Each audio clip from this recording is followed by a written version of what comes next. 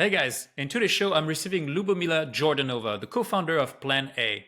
We dig into a lot of personal stuff, how to become a great woman CEO, the sacrifices to make, and tips to avoid burnout, how to build a personal brand while building an organization, and how to face the unavoidable imposter syndrome and structure a support network that takes you out of your bubble. And we then collect insights on the business side, how to combat greenwashing at scale, where should money go, software versus hardware innovation, how Plan A wants to scale to 1 million companies in the next 10 years, and whether COP28 was a success, and the role of oil and gas in all this. So much ground covered.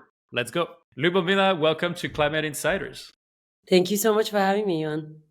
All right, so as I always start the shows, I would love to know how your best friend would describe or finish the sentence, Lubomila is ...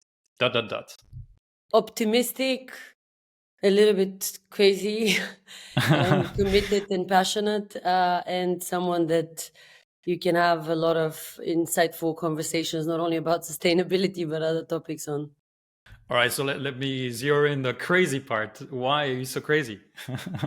I fortunately or unfortunately have dedicated my last 6 years to climate change. I feel proud of the work that we've been able to do, and I deeply associate myself to what I do. But it has been a lot of crazy decisions that had to be made along the way to make sure that I'm aligned to the vision, to the strategy, but also to a larger context of a problem set that we're addressing, where you need to navigate a lot of stakeholders, you need to get a lot of people excited. And it has been crazy, not only for me and my team, but also just the ever-changing ecosystem environment has made me a little bit more wild and committed, I would say, because you see a lot of challenges along the way that you need to tackle. You've turned into a politician. You're using terms like challenges. Actually, we're going to take this opportunity to go more personal. You know, people might not have heard you on a personal note or something like this. They would like to get acquainted a bit more. And then we're going to come back to the business stuff later on. How does it sound? That sounds good. Definitely a different format than the usual. All right. So it's, by the way, a great pleasure to have seen your rise from the early days in Berlin to Germany and then beyond Germany. So congrats. And congrats on the recent milestones, by the way, for closing that Series A, $27 million. That's pretty hefty. So now you're full on. But I also wanted to take that chance to go back to those early days and how much of a grind has this journey been to get this company off the ground? I mean, was it an overnight success or a total grind to find the right model, hire the right people, assemble the team, keep the lights on? If 6 years considered as part of this journey to be digested into overnight, I guess it has been overnight. It definitely feels so, because sometimes I'm even shocked by my own energy to continuously find new excitement and enthusiasm to do what we do. On a personal level, it has not been always easy, because for the first 3 years of the journey was fairly challenging to gather funds, to get any visibility, and also to find stakeholders that really wanted to work with us beyond maybe high-fiving us that it's really cool to work on sustainability. I had to learn to deal with my confidence, to take care of my mental health, to select the people that are around me for the fact that they believe in me as a human, not as Lubomila that has built Plan A. And it has been fairly interesting to go through this journey. Not always the easiest, but definitely looking back on it with a lot of gratitude. How do you handle mental health? I mean, this is a big topic right now, and more people are speaking up, as particularly women. It's very important that we share our learnings. How do you deal with this? Any tricks? Meditation, going on walks by yourself, having dinners by yourself in a restaurant, testing yourself on different passions and talents. I've kicked off more hobbies in the last 12 months that I have not finished or excelled in, but at least I've tried, which has been interesting. And ultimately, using the strengths that you have, I believe that I'm someone that is really positive, a little bit sometimes naively positive, and believing in people. But I've used that to transform it into something that inspires others, and it keeps me going because it has been certainly not always the most straightforward to build a company that, in the context of the time when I kicked it off, didn't necessarily make a lot of sense because people are not understanding sustainability as a return on investment for businesses. Well, so you mentioned having dinners on your own. What do you mean by that? Is it just, does it help strengthen your confidence, or it just takes you out of your bubble? I think it's just going out on a dinner with yourself, and in the same way that you would go with friends, you would just sit somewhere, contemplate. I write a lot, so having a notebook is always helpful, or a phone that is well charged, and discussing with yourself, contemplating what has been going on, how do you feel. I have to travel a lot for work, and quite often my schedule is pretty tight because I go at a place, have to deliver a speech, meet clients, meet prospects, and then spend time with the team. And there's always the option to opt in for a dinner where you are either organizing people that you want to spend time with because they're in the same city, or you might decide to just be by yourself. I've been testing myself in the last few months what it is to go out and be with this notebook rather than with other people, and it's helpful because it just creates space and also allowance for you to reflect, which I believe is really important. And by the way, so since you're scaling up the team and you're always surrounded by people, how much of an extrovert do you need to be to survive in this environment? I mean, is there any chance for introverted people to reach those levels? I recently had a conversation with another founder about this whole concept, and I think we're always battling between the two concepts. While maybe historically there's a lot of theories about someone being a defined extrovert or a defined introvert, I would consider myself somewhere in the middle, and I navigate between the two depending on the situation, but also on the sequence of situations that I've been in the last months. Sometimes I need the time by myself. Sometimes I'm heavily dependent on spending time with people, recharging by saying funny things to a group of friends or just people that you don't even know. I do believe that there's truth in a balance. And I would say lately I've been happy, extroverted introvert. Okay, I'm the opposite. I'm more of a, or the other way around, depending on how you structure it. But did you also have to set up a support network, right? Of people that are completely outside of that game, right? So they're more. I always refer back to the ancient, Eastern philosophy, the yin and yang, right? The yang is the driving force, and then the yin is the grounding force. And having artists or nurses or people that are completely unrelated to the business ecosystem is helpful because we're so stuck in that bubble. Do you have that, or on the contrary, you're more surrounded by other entrepreneurs and investors? As a normal consequence of the day to day, I do spend a lot of time with people, even not only from the tech space, but also the climate tech space in particular. But I am lucky to have a best friend since I was in high school that also lives in Berlin, that is making movies. And she is a person that is not only deeply embedded in the movie making artistic space, but also is someone that has been exploring a lot of different forms of creativity to creating her own movies, but also contributing to other projects in the ad space, in the marketing space, music videos for big stars in the pop scene. So that gives me a different context and also a lot of hope, because through creativity, you actually see that people have the allowance to speak up without a lot of words and without 3 hour movie, but maybe through a 10-minute one where there's not even a single music note or the voice of someone being used. This is incredibly impressive because in the tech scene, we're always fixated on pitch decks and speaking up Mm-hmm. and going at events in front of audiences.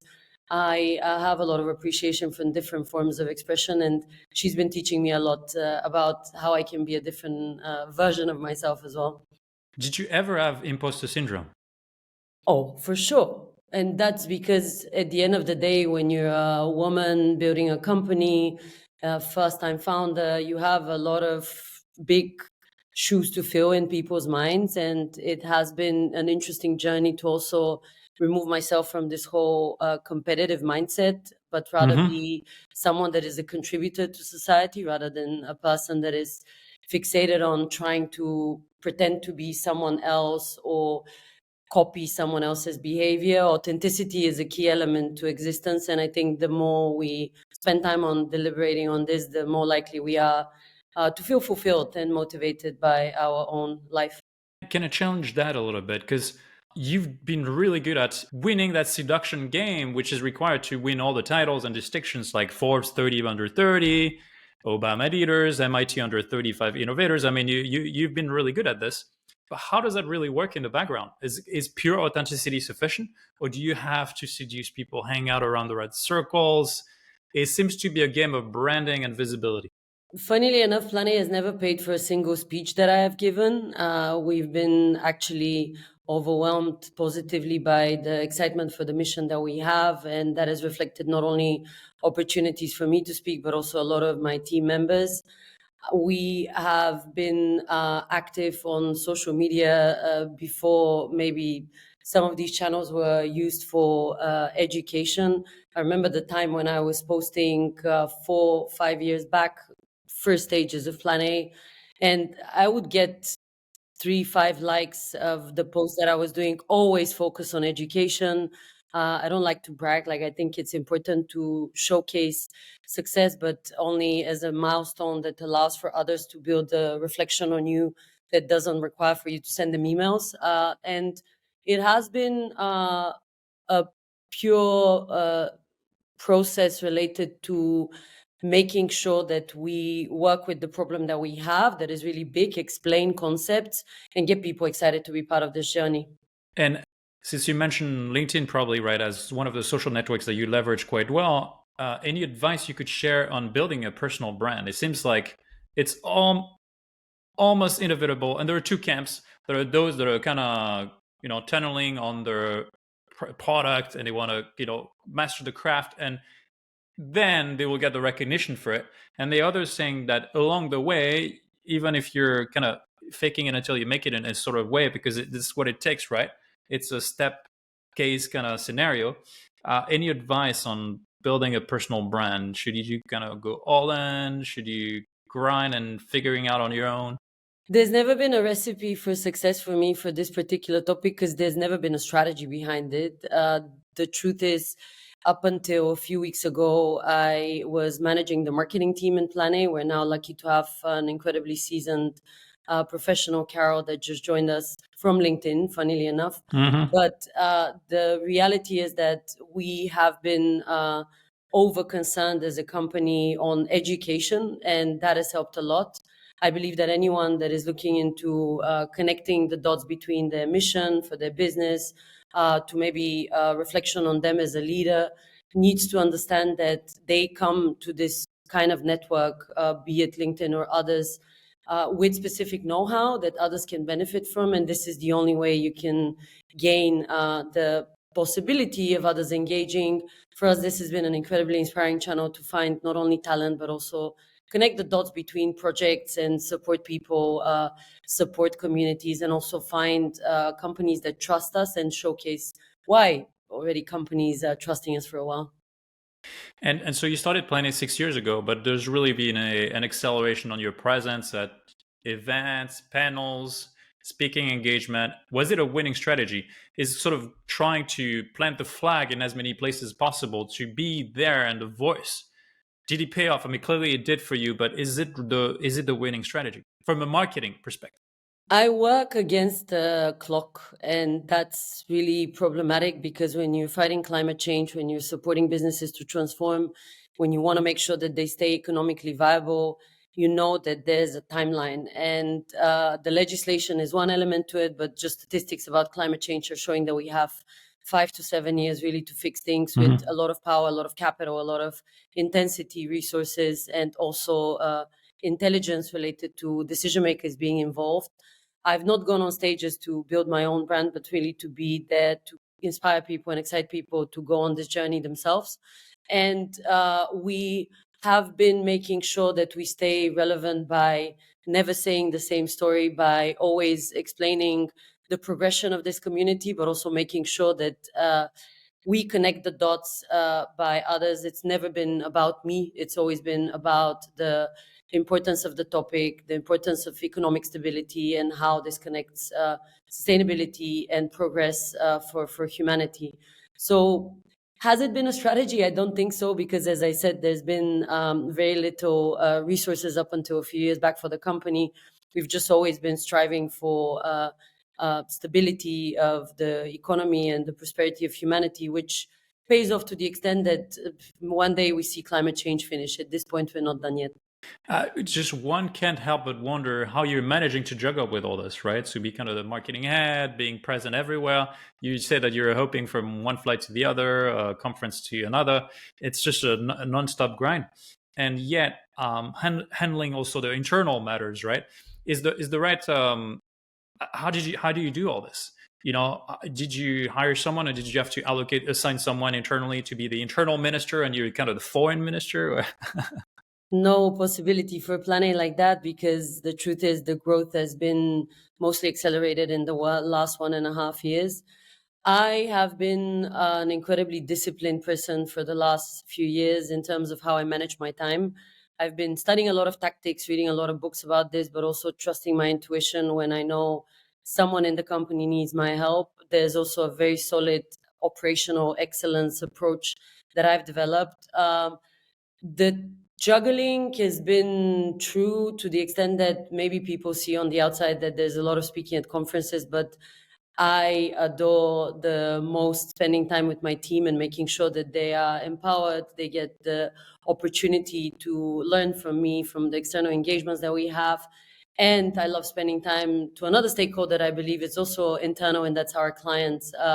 It's so exciting to learn from companies that are going on this transformational journey, because they just teach you a lot that you can then use to teach others. Has it been always easy? Have I always been perfect in that? I don't think so. It did take, especially 2023 to become especially capable, because the juggling was really complex. Sometimes I've been in 3 to 4 cities within Germany within a week, or even going across Europe. We've been trying to make sure that we are kind of staying relevant, but I'm always getting to inbox zero, and this is something that I'm happy with. No Slack messages that are not responded to, as well as also no disengagement with the team, which allows me also to see talent develop and unfold. How do you avoid burnout with all this? I've questioned myself even in the last few days if I had in the last few months burnout, and I think I still cannot answer the question. I do definitely can feel at the end of the year that I want to take some time off. But the truth is, sleep, water, good food, time out walking, and also focusing on health on all levels has been super helpful.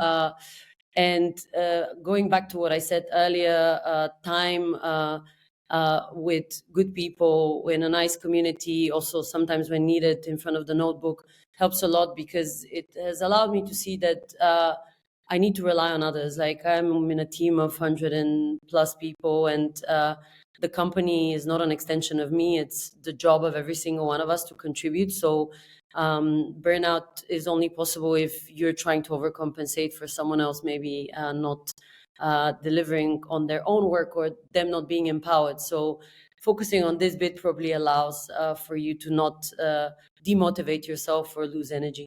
I just have the feeling that as a founder, you always find yourself in a sort of short versus long game, right? The long game, you can't sustain this for decades, but it is a short game, right? In a way that you always look in front, the 6 months, 12 months out. This is the runway you have. You need to execute on milestones. This is the objective you're setting for yourself and the team.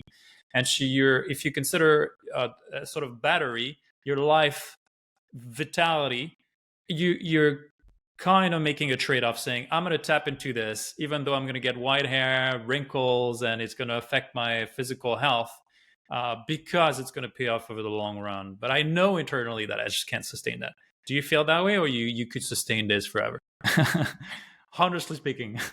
The most important bit in the last few years for me is really to study myself and learn as much as I can about the things that trigger me to be positive, trigger me to be energetic. And these are fixes that don't work for every single person on the planet, but having always the right amount of water, always being at the time when you're tired away from your computer, having the change of scenery. I'm someone that doesn't like to sit in the same spot, even in the office, but also in a city, allows me to think differently. These are the tricks that have worked for me quite a lot. And the battery recharges as you also get to know yourself, I would say. This internalization of this journey really allows for you to say stop when you cannot handle things anymore, and also to allow for others to step in and take care of you, which has been a lesson that I've not learned in the easiest way, but with a few years of practice, it comes out well. You come back to the water part a lot. Is there a trick there? How many liters do you drink per day? 4. And 4. Wow. yeah, and it allows me to have the little break with the water, but also having the possibility to be particularly good at taking care of my body, because we're water. I was just speaking at an event recently, and the way we finished it was, "Be water, my friend." I guess it's a metaphor, but also a practical thing. So yeah, I hope you use a filter though, because the water in Berlin is pretty crappy. I have been using a filter. So good tip, I guess, for all the listeners Right. as well. It's very essential. So another thing is the VC world, right? Cracking that fundraising, and definitely being a personal brand, occupying the space helps. It seems to me. What's your feeling now? Do you think it's almost essential these days to have a charismatic founder that is sort of really present, especially in a frontier market where things are new?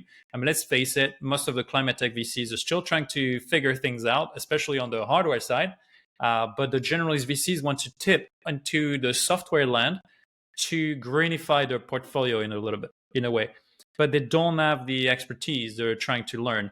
And so they would rather stand with someone who seems charismatic that has a personal brand. Do you think that's a mega attribute, or they're looking at the product first?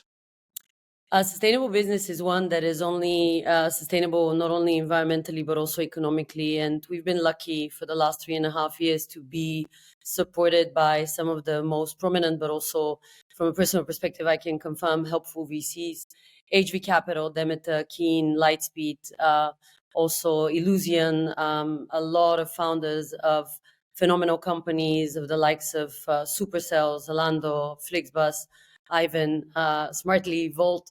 And these are all people that are incredibly in tune with how to build a sustainable business.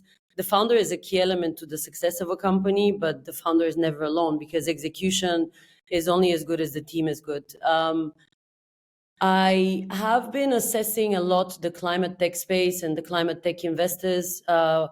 We have only one such on the cap table, and this is Demeter, which is one of those VCs that even in the clean tech point one version was already investing heavily in renewable energy. And they've given us like a lot of lessons about how not to do things, because obviously this was not always the most successful stage of the development of our community. For the rest, we have a lot of the traditional VCs. Why we've trusted them is because they've developed a thesis and they trusted us that we understood the science, while on the other hand, they knew what they should teach us and help us with when it comes to building a sustainable business, because they've seen thousands of portfolio companies altogether, but also even a few more thousand just prospects on a yearly basis, companies that wanted to get funding from them. We are going to get to a point where social impact becomes part of the decision making of any VC. We're still not there, and therefore we still have this maybe division, climate tech VC or a VC with a specific social impact angle versus the traditional ones. I truly believe that even the work that we do with Plan A can allow for these KPIs to be aligned better. And you're mentioning that you're picking them, but do you think the brand and the story and all that stuff has been enough to convince them, right? To create enough FOMO? Not at all. You had to demonstrate grind on the due diligence, et cetera, like such as any other founder. Not at all. It has been an incredibly important element to assess product. We have a super complex product. For some of our clients, we're assessing 20 million data points a month. We are having a scientific team that is led by someone that has been for 10 years in OECD. We have a chief product officer that has led product in Trivago before the IPO. We have a customer success lead that has been doing expansion in VIA. I can continue listing a set of experts that have been contributing to this journey. Every single one of them has been part of not only the material preparation for the funding round, but also as part of the conversations. And I am there not as a talking head. I, of course, have developed the strategy since the beginning of the company. But I have been lucky, even in the early days, to be surrounded by a lot of seasoned people that have led to the success that we have. Companies like BMW don't trust you because you have a nice story to tell. They trust you because you can solve a problem for them in a more digital, more economically viable manner, in a more innovative manner, and in a way that they can trust you're going to be there for the next few years. This is not maybe the typical startup game. This is the game of actually working against the clock to address the corporate sustainability challenge. And so it's good. A good segue to Plan A. So you're trying to help companies like BMW track their entire net zero journey. That's where you kind of how you frame it into one comprehensive platform. How does the onboarding look like? BMW comes to you, you plug into their system, and voila, boom, you get some report. No, it's a complex. You have to deal with all the stakeholders, suppliers, to gather all the data. I'll use an example of an incredibly exciting client. This is a fashion company in Scandinavia called Gani. We've been working with them for the last 3.5 years. And the question, how do you onboard them, obviously has a different answer as we've scaled. From today's perspective, the Plan A product is a software as a service platform for decarbonization and policy tracking. We allow for businesses to stay compliant and align to that a set of targets that can be achieved with hundreds of recommendations that we give within the product. When you are a mid-sized company, onboarding normally is involving sustainability professionals, finance professionals. On the larger scale side, on the corporate side, clients like KFC, BMW, European Commission, you're talking about sometimes, in some cases, hundreds of people using the platform at the same time, which means as a first step, you need to align this journey and thinking around sustainability, around this educational piece, which is a critical element to our existence since the beginning. The example of Gani, I started with because they're one of the most impressive companies we've worked with from the commitment on decarbonization perspective. Why? Because when they came first to us, they actually only wanted to create a social impact report. This was the goal of this professional that was leading the efforts then. Since then, she has kicked off and led the sustainability efforts there. And even they now at the stage where they have a materials of the future department, which is incredibly exciting because you see how your contribution to the company, the use of the software, the engagement with our team can lead to this transformed thinking within the company itself. We have other examples like Chloe, for example, that I'm on the sustainability board there. This is a big fashion brand. They're part of a big family, and they have had a lot of effort and a lot of achievement on the social impact level, on the sustainability level. And this has also resulted in improvements even in their financial results, purely related to the fact that there has been an understanding that sustainability is a return on investment for businesses. Yeah, and can I be provocative for a minute, or bring up a spiky topic? Let's talk about greenwashing for a little bit, because you deal with corporates, right? And some corporates are notorious for venturing in the land of hiding stuff up, so that they make the story to their favor. So how do you deal with this when they come to you? They offer juicy contracts. They, it might be the difference between death or a great sales quarter for you if you sign a $2 million contract. Would you decline that multi-million-dollar contract if you sense there's a bit of greenwashing involved in that? We have been, since day one, with a big focus on science. The first full-time employee of Plan A was someone that was working in Potsdam Institute for Climate Impact Research. Since then, we've built a scientific board, which is of some of the most incredible professionals within the space, coming from banking, sustainable finance, but also the UN, other organizations like Climate Kick, also Jordan Project and Regen Intel. These are organizations that are there as a sounding board for this value proposition that needs to be aligned not only to values, but also to data. And with this in mind, we have been incredibly selective of how companies come to us. The starting point of a business is not one to be judged because awareness is different across organizations and industries.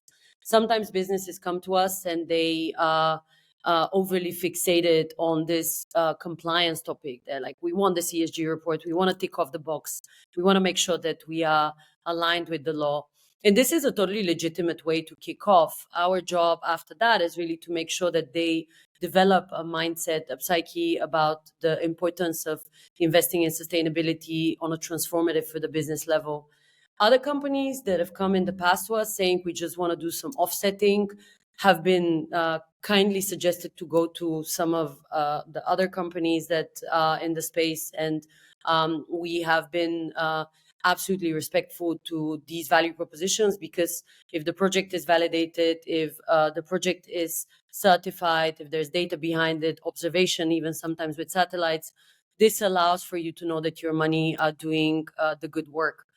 I would say we have been making sure that we are always aligned with science, and the decarbonization bit is now the critical value proposition that we have.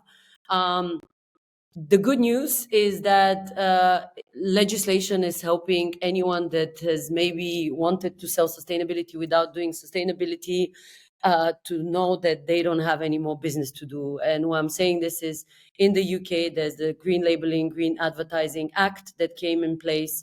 In the EU, there's climate neutrality that will be banned in less than 2 years, which is to only be possible as a label if you are allowing for your audiences, for the legislators to justify this through data.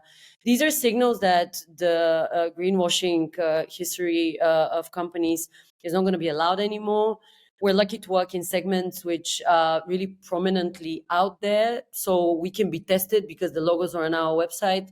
Fashion, automotive, finance, there's a lot of companies that have a long way to go.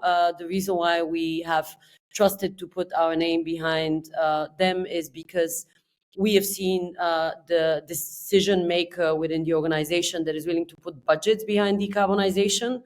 We know that they publicly have made commitments, and we are the kind of company that doesn't shy away from speaking up and being open. So this question doesn't feel uncomfortable, as we know how we've gone through these processes along the way. Yeah, so you're playing an important role. How can we crack this at scale, though? Do we need a green brand label? So I don't know if you know the application Yuka, which is huge in France and other parts of Europe. So literally you scan the barcode of consumer products like at the supermarket and gives you a score 0 to 100. 0 or 10 is pretty crappy, it's very bad for your health. 90 to 100 is really healthy. Sustainably sourced, no alcohol, no crap stuff that you can't digest, or even creams or lotions. Do you envision that kind of app to make it so easy and transparent across the board for consumers, so that people that are buying their products know instantly whether that's greenwashed or not? I think it's a little bit more complex than that. Labels are a beautiful thing, but at the end of the day, even if you buy a t-shirt, you throw away the label and you quite often maybe didn't even read what's on the content. This app, I'm sure, is used, and this value proposition exists in many different countries.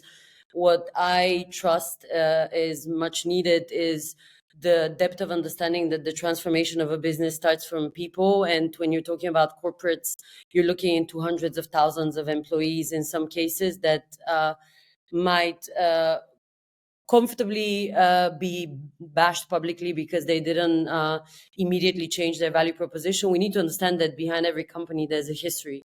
We have so many examples of companies that has been economy defining, and maybe they never actually assessed these ESG criteria. Once they did, they maybe freaked out and decided to change. If they didn't, then they will be at the mercy of the European Commission as a result of the Corporate Sustainability Reporting Directive or other types of formats which are asking for this transformative element of a business. So for those of the audience that don't know, CSRD also includes a part of the legislation that requires for businesses to report on how are they creating positive impact now and later down the line for the economy. I have been looking into a lot of the corporates that we work with, and what's really interesting is that those that have woken up to the fact that they need to change are probably the ones that shy away from speaking too loud, which opens up space for maybe some critic to say something. In the automotive space, for example, there's a deadline for you to actually be able to produce combustion engine cars. And what I've seen in BMW, that is an automotive company that has been obviously producing combustion engine cars, is that they've gone through an incredible transformation over the last few years. And we've been lucky to work with them for close to 4 years, where they've had this year an announcement of a car that is produced with 50% less materials. We also launched a white label product with their fleet management company to get their corporate clients to reduce their emissions by switching to EVs. This is a company that probably at the get-go had a lot of work to do, but took the last few years really to align stakeholders and empower these hundreds and thousands of employees to think about sustainability on a day-to-day basis. There's probably plenty of economies and industries that we can give as an example where a lot of work still needs to be done. I trust that everyone is allowed to transform. There's just a set of industries that are taking a little bit longer than others. Now, if we zoom back out from Plan A to the rest of climate tech, there's a long debate. I mean, let's put it this way. Plan A is a software company, but some are arguing that we should route most of the capital to hardware companies. What do you feel? How do you look at this dichotomy, software versus hardware, in terms of where should the money go? I actually believe that Plan A is not only a software but also a hardware company plus a university. The first product that we released in 2017 was Academy, and this is the place where we have hundreds of original pieces that have been written by scientists, by experts, by our team to explain to people how they think about sustainability. On the software side, it's quite clear, as I was mentioning, we're processing millions of data points a month for our clients, which are now more than 1,500. And on the hardware side, this is the extension, the impact that we're creating by supporting our clients to think about these materials of the future departments that I was mentioning. When I remove myself from Plan A, because we're part of the ecosystem, but as any clock, you have a lot of cogs to it, we are enabling our clients to actually identify this innovation and invest in it related to hardware. With Gani, I'm thinking a few years back, we organized a dinner where we invited 20 innovators, and out of that, there was 2 pilots that came out for physical transformation of products. There's incredible set of companies in the Green Tech Alliance. We have more than 5,000 companies now. There is a wealth of them that are focused on hardware. This transformation of the economy, all the work that we do as well, it's not going to be possible without heavy lifting on the scaling of incredible hardware innovation. I hope investors also are going to identify that hardware is not hard. It's actually a matter of understanding how a sustainable business is built, because as we know, anything that requires a lot of working capital, a lot of R&D, is a product that is bound to fail, but through experimentation can be a lot more solid than maybe even a software that switches from one value proposition to another. And I want to ask a few rapid fire questions like that, and we'd love to get your stance on all this. COP28, is that a success for you or a failure? Success personally, as I was able to connect with the people that are transforming businesses, chief sustainability officers, people from our investor group, as well as also innovators, indigenous people, NGOs. From the perspective of what this event stands for, it is not there to explain to people the work has been done. It's just to say we kicked it off. So I would say it's just one element of the many that we need to be assessing when we think of success or not. So from a humanity perspective, do you think we need to continue trending in that direction? The cops will get us out of the problem, or well, not really.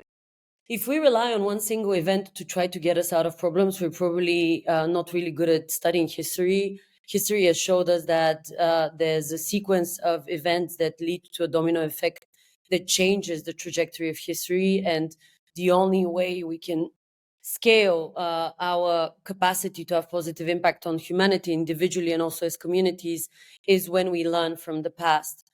COP is an identifier in a timestamp, in a time period, which allows for you to know that we have done work, but also we've not finished it. Climate change is a really complex set of issues. It's not one single issue, and this needs to be unpacked.